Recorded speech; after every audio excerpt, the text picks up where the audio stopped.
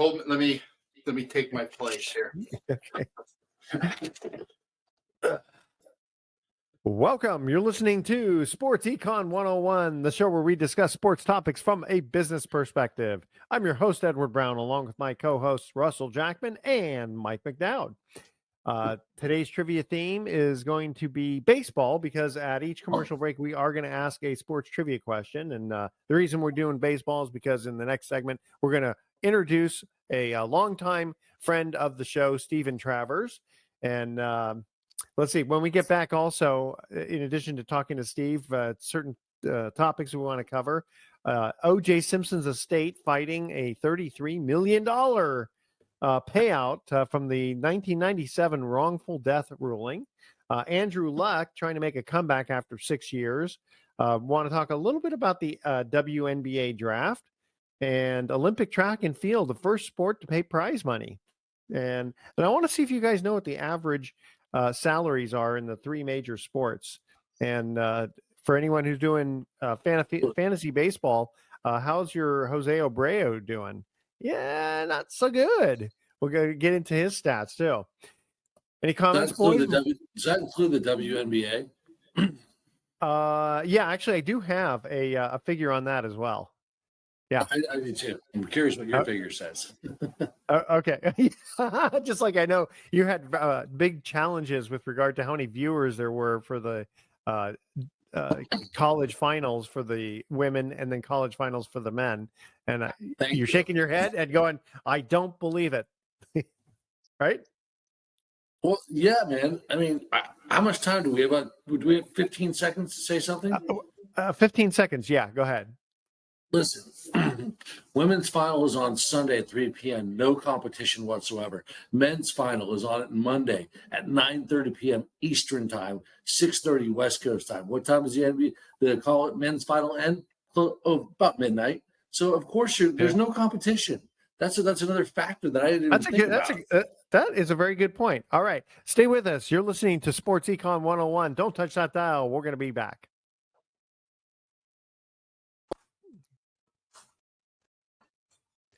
Welcome back to Sports Econ 101. I'm Edward Brown along with Russell Jackman, Mike McDowd. And now, Mike, we're going to let you introduce our guest, even though he's been on our show a few times. Well, oh boy, what a distinct honor that is. Let's just start off with this. Ladies and gentlemen, boys and girls, we want to welcome to the big show a gentleman that I know very well. I'm going to have to say one of my dear friends in life and a talented guy, a superb author, an historian, a guy with a little something upstairs, and just an all-around great human being. Well, we say hello to the one and only Stephen Travers. And the crowd goes wild. Hey, Stephen. How are you, Steve? Thank you, Mike, for that kind introduction. Thank you. I'm on with two greats, Terralinda Trojans.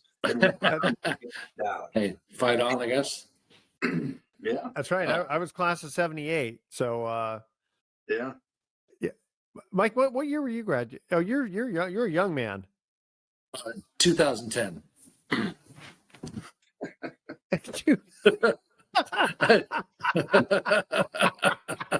Baseball for Charles Scott. Yeah, just got out a few years ago. All right, Mike, go ahead. Tell the audience why Steve is on our sports show. Steve is a very gifted writer. He's written, I don't know how many books now, maybe close to 30. And one of the reasons Steve is on our show today is for his vast knowledge. But he's also an historian at the University of Southern California. Now, one of the biggest things that happened in the sports world recently was the absolute American saga and tragedy of one O.J. Simpson. And there's no better man to talk about the life and times of O.J. Simpson than Stephen Travers. And Steve, first and foremost, if you look at this, O.J. Simpson, it's an American tragedy, a Greek tragedy, and there's just so many layers. How do you even start off this conversation? But O.J. Simpson, the life and times of him. I don't know, Steve. It's such a complex story. Well, it's a very personal story for me, and it starts in 1967.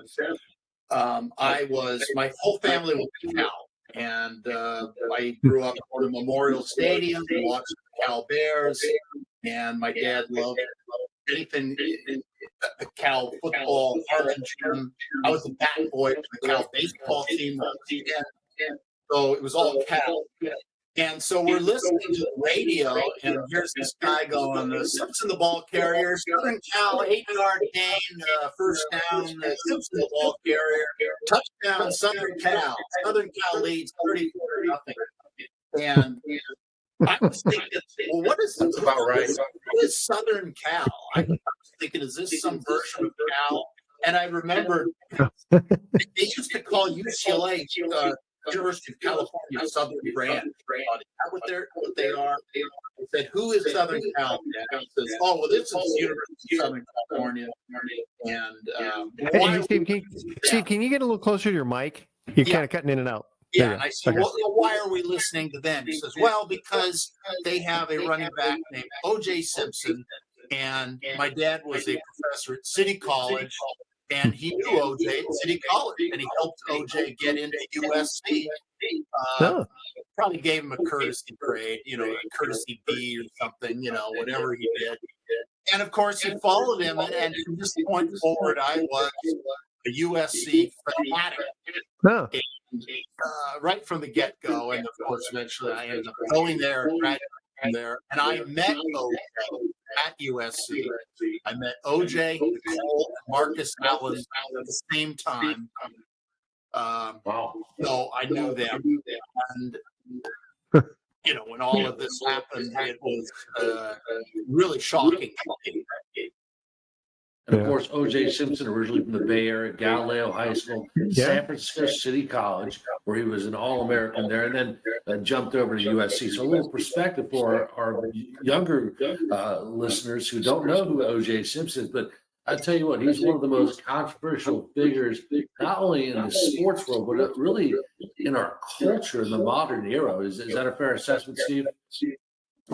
Absolutely. I mean, maybe the most controversial figure in the sports world, really in the celebrity culture, for sure.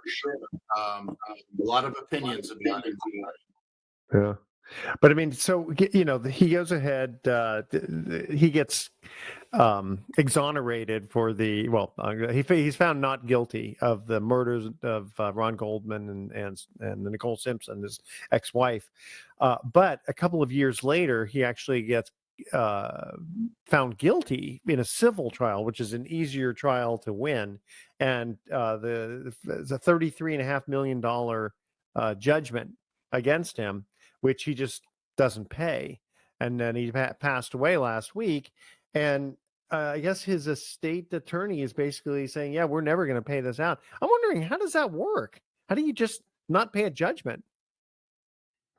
Well, you have to be able to collect a judgment. It's like anything else. It's like committing a crime. The police have to convict you. If you committed a crime, and then you've got to be served the time. Well, let's let hey Russ, because Russ is the attorney on the scene here. Go ahead, Russ. Yeah, I don't see how they're going to avoid being able to pay that out from his estate, because the judgment is considered a priority collection. So even though the one thing that they couldn't do was attach his pension. But now that his, there's no protection on that anymore because he's not retired.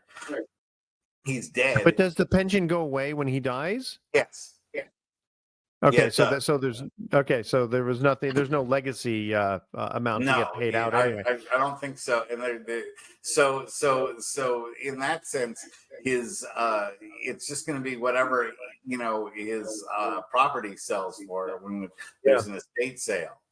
And it's going to not be $30 million. I can tell you. No, but it'd be whatever. And then, the thing is, it would be an unsecured loan or unsecured debt judgment. So I'm guessing that a judgment is a secured debt. A judgment is a secured debt. Oh, okay. The judgment itself is the security. that Yeah, is but considered. the thing is, does it take a priority over? Yes, Okay, yes, gotcha. judgments do take a priority Okay, on gotcha. All right, and payout. then he can't like homestead the house anymore because he's not there. So, He's dead. um, So yeah, the lawyers would like to dodge it because they've been able to successfully dodge it for decades. But yeah. those are really bad people that, those lawyers are just they're the same kind of people that Trump hires to just delay, delay, delay. And they hope that, the people that he owes money to die first before he winds up having to pay them out. And, Trump's managed to do that on a number of cases, but Yeah, we're gonna keep away from the politics part of things for now.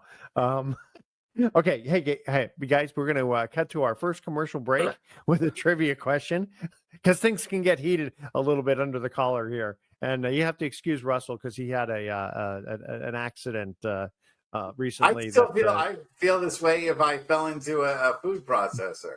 I still feel this way about Trump. So I know. Okay, ready? Here's our first trivia question. We're talking baseball, and for the team, remember, don't say anything until we get back from break if you know the answer. All right. Who is the first National League player to win National League MVP in his first season in the National League? That's our trivia question.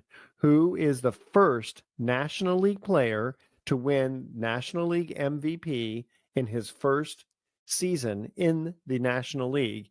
And to give you a hint, it was within the last 50 years. So Russell always teases me about giving baseball questions from the 12th century, and that gives a little bit too much there. All right, stay with us. You're listening to Sports Econ 101. Don't touch that dial. We're going to be right back.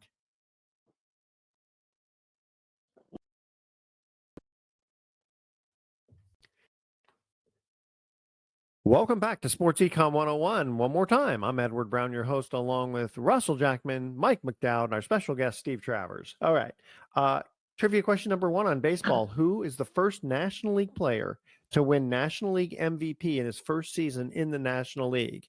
So the hint, since nobody off air had known this, he went from the American League to the National League. All right. So that's the first hint. That help? Okay. Not so much. All right. He was actually he had played for a number of years. You mostly knew him when he played with the Detroit Tigers. I'm just going to say something. Kirk Gibson. Yes. In 1988, when that was his year. When he went to the Dodgers, he won MVP. I was going to say Willie Hernandez, but he won it in the American League. Exactly. Yeah, that's it. All right, so we have. But we do have baseball aficionado Steve Travers, because Steve, you played a little baseball in your time. I did. Expand a little bit about that, because the audience may not remember. Well, I guess my moment was when I was at Oakland A's spring training camp, 1982, and I show up at the park and I don't see my name on the list, even though it's my day to pitch. And my friend says, "Well, go look at the Oakland roster." And I was like, "Come on, I'm not pitching for Oakland." And I was pitching for Oakland 3 innings, 4 through 6 against the San Francisco Giants at Phoenix Municipal Stadium. I drove over there. There were 5 Hall of Famers involved in the game. Ricky Henderson in left field. Frank Robinson was managing the Giants. Joe Morgan was playing second. Billy Martin was my manager. Bill King and Lon Simmons were announcing the game. And I threw 3 scoreless innings with 7 strikeouts. That was my highlight. Boom. But then, did you get hurt? I actually already was hurt, but I was, I had rehabbed all winter, but I had a torn rotator cuff. Yeah. Hold on. This is our guest, Steve Travers. Steve, didn't you strike out Kevin Mitchell? Yes. Yeah. That was the previous year. I struck him out 3 times in a game. 3 times. I struck out 14 or 15. I struck out, I think, 15 of the game, set an Appalachian League record. The following week, pitching against Bluefield, a guy named Rooney out of the University of Florida. Get a little closer to the mic. Yeah. Struck out 15 of my guys to tie my record. A record that I'd broken in a league that had been around since 1937. He tied my record 7 days later. And Kevin Mitchell, the National League MVP Player of the Year at one point, also the manager of the Sonoma County Crushers in Northern California. Yeah. So well, just a little. Kingsport Mets team consisted of all the future 1986 World Champion Mets players. They were good too. Yeah. Not the amazing Mets of '69, but close. They're very good. Hey, I wanted to just really quickly here talk about the salaries for a minute. Because the reason I want to mention first, actually, let me talk about the WNBA for just a second. Okay, so guess how much the average salary is in the WNBA? The average salary. Anyone? 120,000. Not bad. 148,000. Okay. Now it was 120 prior. It was 120 prior. Okay. Now with more TV viewers this year, because whether or not you agree with the specific stats, you know that it's become more popular, right? That figure is going to mostly increase. So, you have Caitlin Clark and then Cameron Brink. Now, Clark, because it's her first year in the WNBA, she's only going to earn $76,000. That's the starting salary. Okay. However, guess how much she made from her, they call it the name, age, and likeness deals. This last year, how much do you think she made? $1 million. $2 million. 3.4 million, and that came from Gatorade, State Farm, Nike, Buick, Tops, and H&R Block. And the thing is, I think it's really good for women's basketball that you're getting these superstars to come out. It's sort of like in '79 when Magic Johnson and Larry Bird, they pretty much saved the NBA when they came out. And then obviously now it's become, so extremely popular. So what's the average salary in the NBA? Like about 4 million. Eight. Go ahead, Russell. I think it's 7 million. $7 million. Okay. And the average Major League Baseball? Yeah, isn't that amazing? Average Major League Baseball. Now, again, I'm assuming they just take the total and they divide by how many players. That's what I'm guessing. 2 million? Average So, say again? 2 million? 3.9. 3.9. 3.9 for Major League Baseball. What about the NFL? They have more players. But I'm going to say 6. No, 2 million. It's less than that. It's less than Major League Baseball. Now, how about this? MLS, Major League Soccer. 700,000. 200 grand. Wow.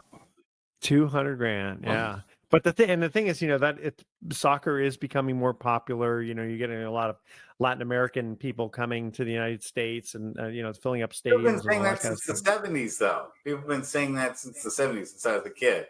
They were always saying that soccer is just a couple of years away from being America's sport.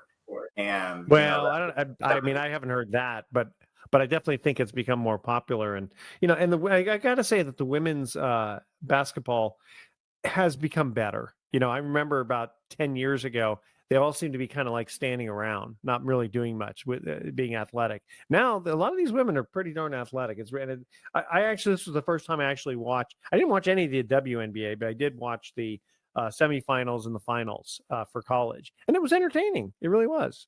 Yeah. I know, Mike. You've got some some comments on that. No, hey, real quickly, the NBA just set a new record. They drew 20.2.5 million fans to set the all-time attendance record this past season, and they drew for the 23-24 year. Anyways, that's just food for thought. But one of the reasons we have Stephen Travers on, our good friend, and he is a historian, especially when it comes down to the USC football athletics, and we're talking about the lives and times of O.J. Simpson. O.J. Simpson, 11 years in the NFL. He was the MVP, played for the Buffalo Bills and our San Francisco 49ers. But you hear about his life and what went on. Steve, I know that you have done a lot of research in this. I think you've even written a book that is as well. And there's a lot of, what do you say, new theories about some perhaps what happened. Talk a little bit about that, because everybody thinks OJ did it, but did he? Well, I did write a book, I think in 2016, called The Reaping, what the O.J. Simpson murder case did to America. And I had a publisher, and the publisher pulled out because I was a little bit too critical of Nicole, her extracurricular activities and things she did after she left OJ, and you know, so I've gotten in. I've looked at a lot of these conspiracy theories, and two that struck me. One was on, I think, the TV show TLC, and they had a police detective, a private detective, and an author all looked into it, and they considered it highly possible that OJ's son may have done the deed. He was a chef who was very skilled with knives, and that OJ may have been protecting him. And recently, I saw a YouTube documentary with a guy who was involved with OJ's situation in Las Vegas, and he felt pretty sure that what really happened was that Nicole was doing drugs, and OJ was being blackmailed for her drug habit, and that OJ went to there, I think, scared the drug dealers, and Ron Goldman showed up, and that it was somebody else who killed these people, but OJ was there. His blood, it was his blood. He didn't track the blood. It was his blood, but he didn't actually do it. But why was he bleeding then? Let me see. He had he got cut in the fracas, according to this guy's testimony or this guy's theory. And so the thing of it is the prosecutors always want a nice, easy narrative that they can present a jury. They don't want complications, and I think it was too complicated. Okay, Steve, stay with us. We're going to continue on that. We do have to go to another quick break here, though. Talking baseball, the trivia question here is: which major league hitter drove in the most runs in a single season between 1980 and 1989? I'll give you a hint. He played for the American League. All right. Which major league hitter drove in the most runs in a single season between 1980 and 1989? You'll know this player for sure. All right. Stay with us. You're listening to Sports Econ 101. Don't touch that dial. We're going to be right back.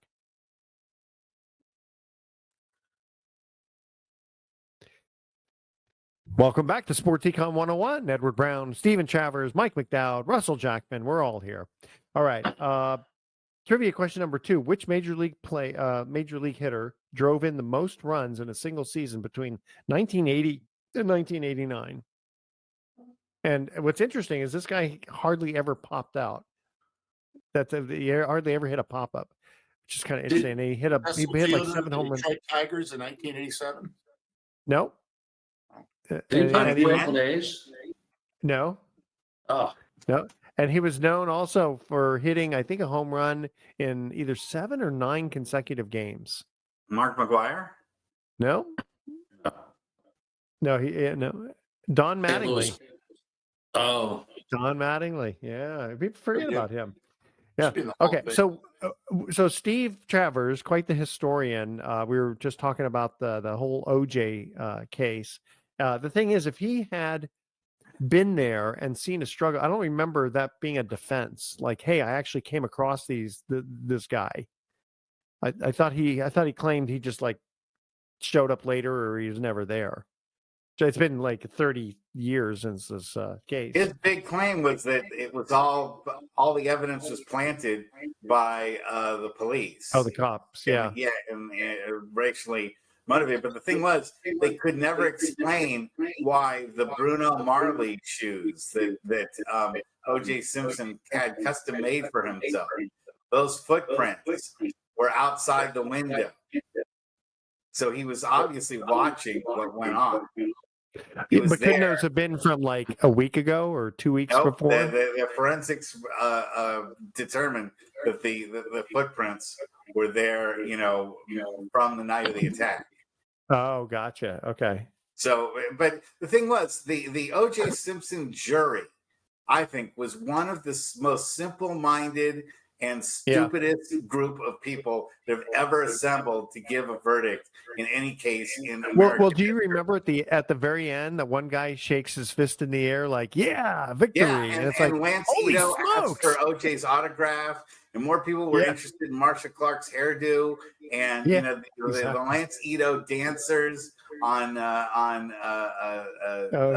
Leno. The whole thing was a complete mockery, and LA has shown that if you're a celebrity, you can do anything you want, and you will not be charged for anything. If you're in Los Angeles and you want to commit a crime and you're a celebrity, go ahead. The LA prosecution will never be able to catch you. They couldn't even nail Robert Blake, who was absolutely guilty beyond his wife, Beretta. They couldn't even do that. So they're totally incompetent. The LA. Well, who is the other prosecutor? Not Marsha Clark. Christopher Darden. Yes, Christopher Darden. And it's funny because I just heard Alan Dershowitz, who is one of OJ's attorneys, say he was terrible. I mean, he's just a terrible attorney. He was. He allowed the glove, even though it had gotten wet, and so it was therefore shrunk. So. Not you always want to know what's going to happen ahead of time anyway. Right. Hey, well, also why OJ was wearing like latex gloves underneath, which nobody ever does. So that also would make it not look like it fits. So it's that part's kind of ridiculous. So true. And guys, I think we can all agree, and maybe I'll get a no, we can't agree. But one thing about O.J. Simpson is that he literally was the all-American guy. He was the media darling. Yep. We all wanted to love the guy, and I think we all did. Because he just seemed like, hey, who doesn't want to be like OJ? But there was a whole other side of this guy that we don't know about. But you hear about the drugs afterward. Yeah, and it's really a real sad tale. The ending of OJ Simpson. One other.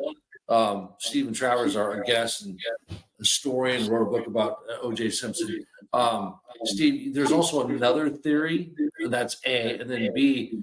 Is this case going to finally are we ending everything, or is it going to continue to propel? Well, I mean, with OJ's death, it will not be as it will slowly fade away, like Patty Arbuckle case. Oh yeah. But, I mean, it was also in that second theory that I posited about trying to collect from drug dealers. There was the involvement of a guy who was a known serial killer. He was known as the Casanova Killer.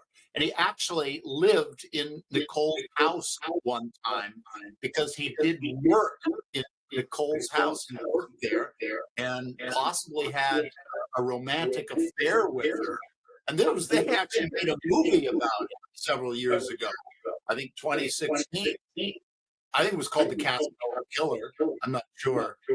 But, so there's a lot of stuff. I mean, this theory this guy had as far as Bruno Marley shoes, all that was real. OJ was there. He was behind the bushes, watching this serial killer supposedly scare these drug dealers from blackmailing him to pay for Nicole's drug habit. And it got out of hand. And then Ron showed up. it was an interesting. I'd have to watch it again to get all the details. But I've watched all these things. I mean, there's something not quite right here. I absolutely believe he was guilty. At this point, I'm about 60% sure that he's guilty. So I have a little bit of doubt. There's always going to be doubt, and especially when the forensics they kept messing 30 around. years later, 30 years later, and they can't find it, and even have a clue as to who else would have any motivation to do this kind of thing. There's only one person that all the evidence points to directly, and that's O.J. Simpson. So I agree. I don't know where you get your 40% doubt from, but to me, every year that goes by, I'm even more convinced that O.J. did it. Well, he probably did. But like I say, if you watch some of these documentaries that I've watched, because I'm pretty fascinated by it. But you know what? As I tell you, remember Scott Peterson and Lacey Peterson? Remember that whole thing? I saw. So I was watching some kind of a series, and they started to kind of point to some potential doubt. Now that one I think also is, I don't say it's open and shut. Who doesn't make their own boat anchor? Who doesn't go and who owns a boat? You have enough money to own a boat, but you make your own boat anchor that's just strong enough to hold down a human body. You know, and you go on Christmas Day or Christmas Eve Christmas Day, by yourself. All out, and you have middle of winter to go fishing. Yes, and when you're a suspect, you dye your hair orange and you go down south with $10,000 in cash. I just thought the homemade boat anchor was really too much. I mean, I know a number of people with boats. I've never known any of them to make their own anchor for themselves. They have enough money. You want to buy a boat, you buy your own anchor too. You buy a real one. You don't make one out of concrete, which really was just the way to dispose of a body. Well, that's the other thing is if you made your own anchor out of concrete, wouldn't that be a little too difficult to bring up? It sure would be. That's why people make their own anchors. Didn't those bodies drift up to the shore and were found somewhere in the Richmond area? Yeah. Eventually. Yeah. Wow. Yeah, no, I'm sure that he did it. I'm sure that Scott Peterson's guilty without any more proof. But I try these things in my own mind anyway. So yeah. Gotcha. Okay, let's kind of shift gears a little bit and get on a little happier note. So the Olympic track and field, it's the first sport to pay prize money at the Olympic Games, $50,000 to gold medalists in Paris. That's so finally, Olympians are going to get paid. At least Olympians get paid. A gold medal is worth several $1 million in endorsements and advertisements. I have no idea why $50,000 would make a difference to a gold medal win. I seriously don't think that would make a difference. Yeah, I mean, but obviously the stuff that happens after you win a gold, but we're talking about quote paid athletes, so to speak. Again, getting a gold medal is like a free license to print money as far as advertisements and testimonials go. You can write your own paycheck. As far as that goes. Listen, a friend of mine, Paul Kingsman, was a bronze medal winner in swimming, and he got a bunch of endorsements. Of course, he was a national hero for the country of New Zealand, so it's a little different than being a bronze medal winner in the United States. Lastly, though, I want to say Andrew Luck trying to make a comeback after retiring 6 years. He's now age 35. What do you think, guys? Any chance?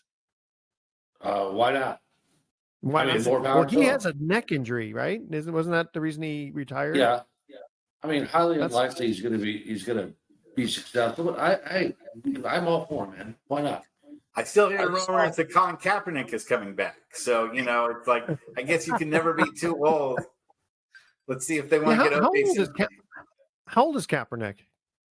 36? Like 40s now. He's probably 43. No, he's not that old. It was over 10 years since he was in football. He never wanted to play football. I mean, after that whole debacle. Well, that's a whole other show. That's another one. And lastly here, guys, Jose Abreu, he was like a big batting champion. So far this year, now the season's very early, but he's only batting .082, no home runs or stolen bases, and an OPS of .250. Are any now? He should be the cleanup Russell, hitter for the Giants. Yeah, that's right. Oh, 82? Russell, That do would you make him you one don't of the do best fantasy bats. baseball?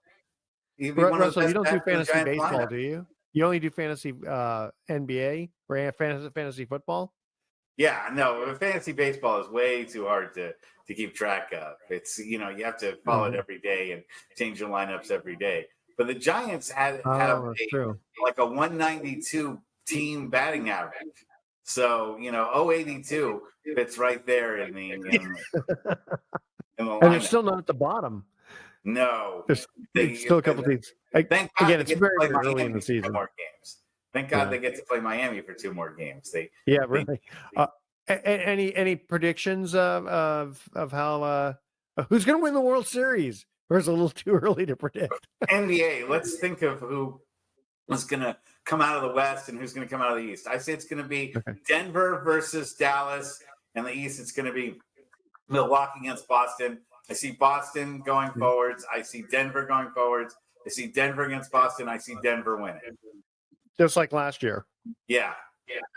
I don't. I think Boston's going to be fresh off of the West is so tough and brutal that it's going to be so physical and so contentious that the Celtics are going to be rested and they're going to be ready to go. And whoever they play, good luck. Good luck. Okay, guys, you ready for our last trivia question here? All right. Okay, we got an easy one for you this time. All right. And again, don't say anything till we get back because we want the audience to be pondering this question. We're talking baseball here. Which is the only Major League Baseball team to never make it to the World Series? And no saying the Louisville Colonels from the 1800s. That doesn't count. All right. That's our trivia question. Mike, come on. You got to look on your face. You're looking up to the sky. You got to know this one. What is the only Major League Baseball team to never make it to the World Series? All right. Stay with us. You're listening to Sports Econ 101. We're going to be right back with some closing comments. Don't touch that dial.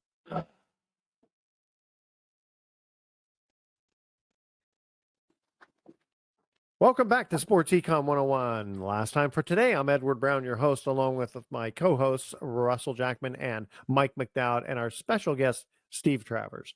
All right, our third trivia question on baseball. Which is the only Major League Baseball team to never make it to the World Series? Seattle. Yes, the Mariners. I was going to say that. All right. Yeah. That's it? Nobody? That was the easy one. Yeah, and they had that 120-win season that they never got anything for. They won 116 games. Yeah, I remember that. Yeah, they lost to the Yankees, I think, didn't they? Yeah, It was Texas in Seattle, and then they made it. It was Texas, yeah. And then finally Texas won. Yes, Mike. Hey, Yankees broadcaster John Sterling, legendary voice, has stepped away. That's something we've got to talk about. He's the soundtrack of Yankees baseball for the last almost 40 years. Wow. He's the guy that the Yankees win. The Yankees win. Maybe they'll get Rennell. Maybe they'll get Rennell. She's available. Okay. All right. So, guys, are you ready? We have to cut out for today. That was my bell going off there. Okay. Here's our thoughts for the day. So, did I tell you that I won my high school wrestling championship? Turns out my opponent's last name was Heimlich, and he only had one maneuver. Yeah. You like that one? Okay. Actually, I was a pretty good wrestler. I saw a sign that said, "Watch for children." And I thought, that sounds like a pretty fair trade. No, I love my kids. Good. Want to make sure. It has several dark meanings, I'm afraid. Yes, it does. All right, Stephen Travers, thank you again. We'll have you back on again, talk a little bit more baseball, about a little bit of actually all the various books he wrote. It'd be really kind of cool to get into that. All right.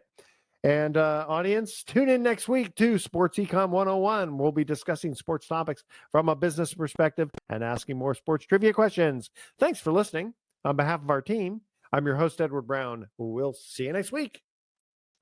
Adios. McDude out. Hey, for some reason, I can't seem to stop the video here.